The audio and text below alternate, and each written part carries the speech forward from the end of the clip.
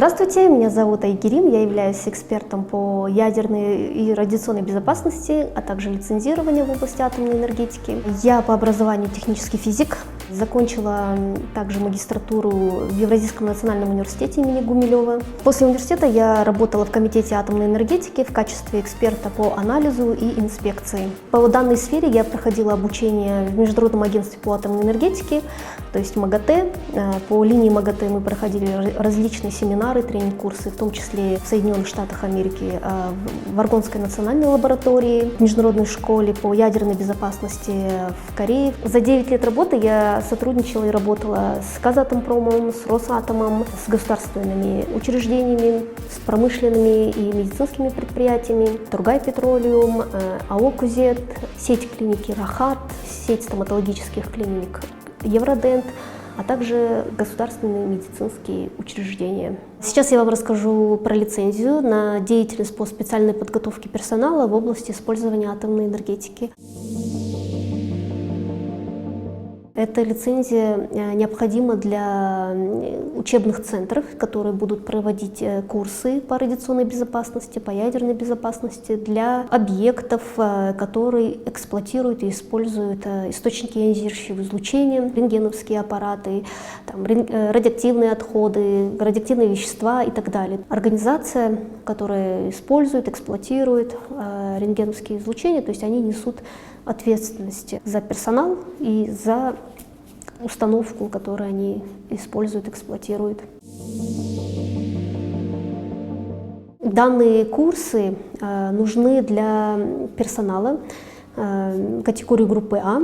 Персонал должен знать, какие вредные и опасные факторы будут или есть на рабочем месте. Также они должны знать, какие санитарные нормы, нормы безопасности также распространяются на рабочем месте. Как носить правильно индивидуальный дозиметр, какие замеры нужны проводить на работе.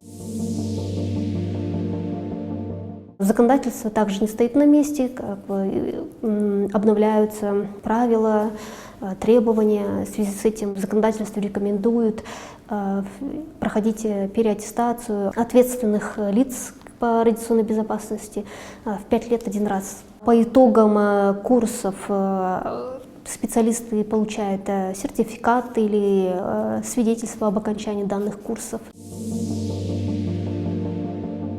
Во время проведения работ, чтобы избежать каких-то человеческих факторов, аварийных случаев, проводятся такие курсы по радиационной безопасности для организации, чтобы персонал в дальнейшем проводил свои работы безопасно. Например, к чему приводит незнание радиационной безопасности, да.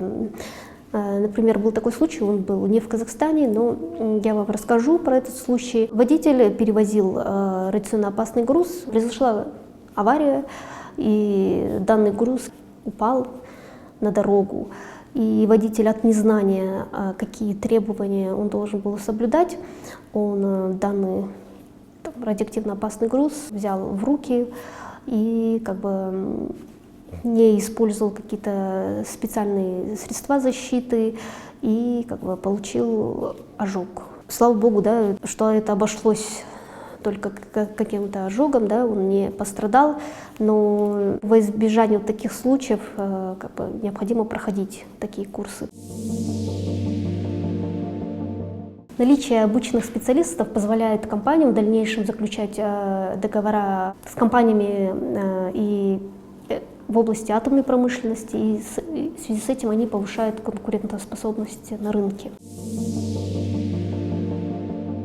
Чтобы избежать производственных травм, опасных факторов, которые могут повлиять на здоровье, избежать непредвиденных ситуаций, которые может произойти на работе, а также штрафов, санкций, рекомендую предприятиям проходить обучение по курсам радиационной безопасности вновь принятого персонала, проверять срок действия свидетельств и сертификатов по радиационной безопасности.